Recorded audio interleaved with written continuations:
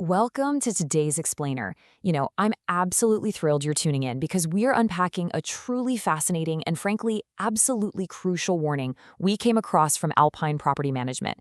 If you own any kind of rental property in the Kansas City metro, listen up, because there's a massive, completely hidden legal risk tied to the upcoming 2026 World Cup that honestly almost nobody is talking about right now.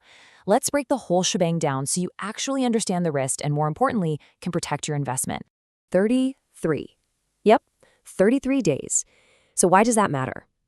Well, that happens to be the exact length of the World Cup tournament window in Kansas City, running from mid-June right through mid-July.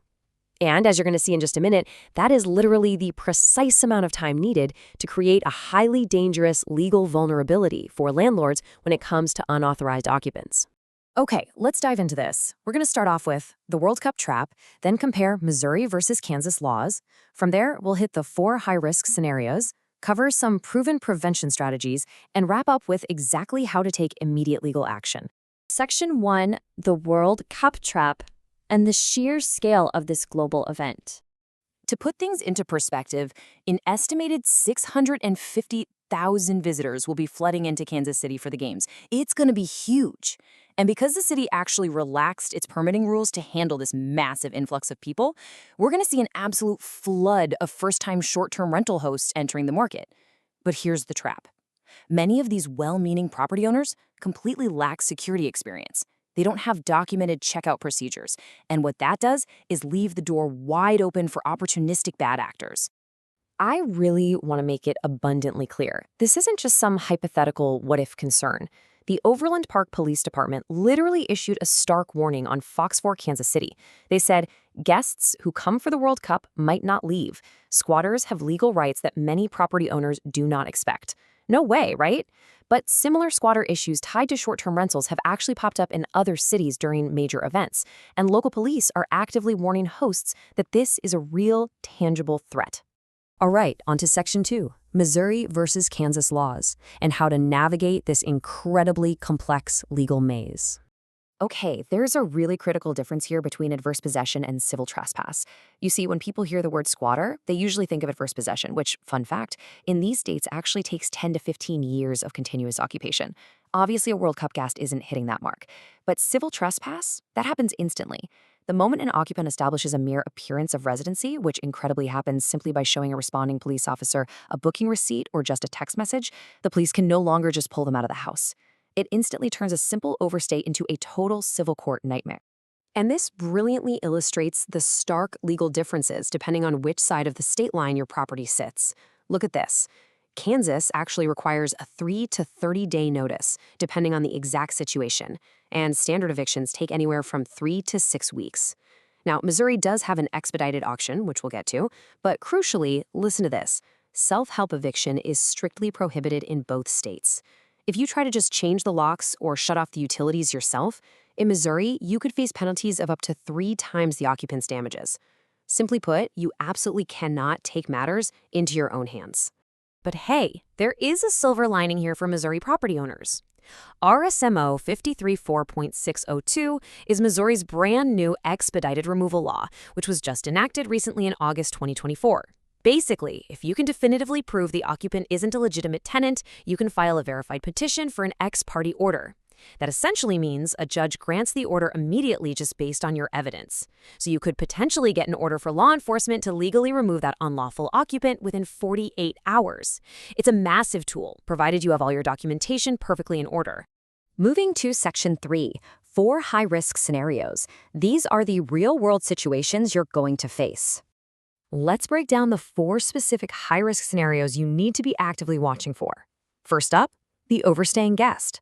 They book a 2-week stay, right? And when it ends, they just ghost you, stop communicating, and flat out refuse to leave. Second is the vacant target. These are opportunists who are specifically hunting for empty properties during those little 5-day gaps between your paying guests. Third, we have the subletting tenant. This is where your long-term renters secretly list your unit on Airbnb to make a quick buck, and then their guest refuses to leave. And finally, the completely vacant property. Empty properties sitting right near transit hubs or Arrowhead Stadium are prime targets for people just blending into the crowds. Bad actors can and will easily exploit these exact gaps in your monitoring. Now, if you actually fall victim to any of those 4 scenarios, the price tag is honestly staggering. $3,000 to $7,000. That is the average cost of a single eviction in Kansas City right now. And that's factoring in the legal fees, the lost rent, turnover costs, and repairing whatever damage was done during the dispute. The absolute severity of this financial hit is exactly why we have to pivot right now to the absolute necessity of prevention. Which brings us to Section 4, proven prevention strategies, because being proactive is always cheaper than removal. Go ahead and grab a notepad because here is your actionable prevention checklist. Step 1, physically verify guest departures. Literally, never ever leave a property unmonitored. Step 2, install smart locks with changeable access codes and put up some exterior cameras. Handing out physical keys that can just be copied down at the local hardware store is a massive liability. Step 3, set maximum stay lengths well under 30 days. Those month-long bookings are incredibly dangerous legally, especially over in Kansas. Step 4, explicitly require identity verification on your booking platforms, no exceptions. And Step 5, document the property's condition with time-stamped photos right before the booking starts. So, the crucial point is this: professional property management is the ultimate safeguard. Why? Because professional managers systematically eliminate the very conditions squatters rely on to thrive in the first place, namely absent owners and unmonitored units. They conduct regular inspections, they expertly navigate the highly specific Missouri and Kansas landlord tenant laws we just talked about, and they have immediate legal escalation protocols ready to go. To put it in perspective, Alpine Property Management maintains a 96% occupancy rate. That means their properties are almost never sitting empty and vulnerable long enough for a squatter to even move in. Finally, Section 5, taking immediate legal action. Here's what to do if someone just won't leave. Okay, if you do discover an unauthorized occupant, you need to follow these steps to the letter.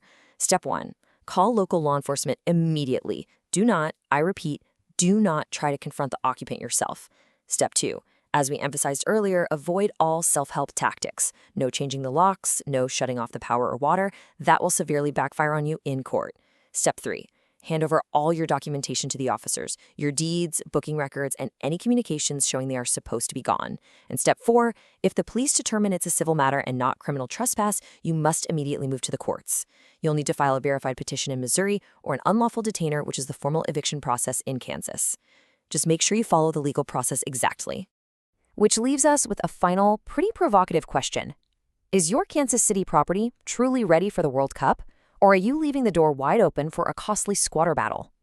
Listen, you really don't want to wait for that 33-day tournament window to open up just to find out your security is flawed. Lock down your property management strategy today. Thank you so much for joining me for this explainer. I really hope it helps you keep your investments safe, secure, and profitable. See you next time.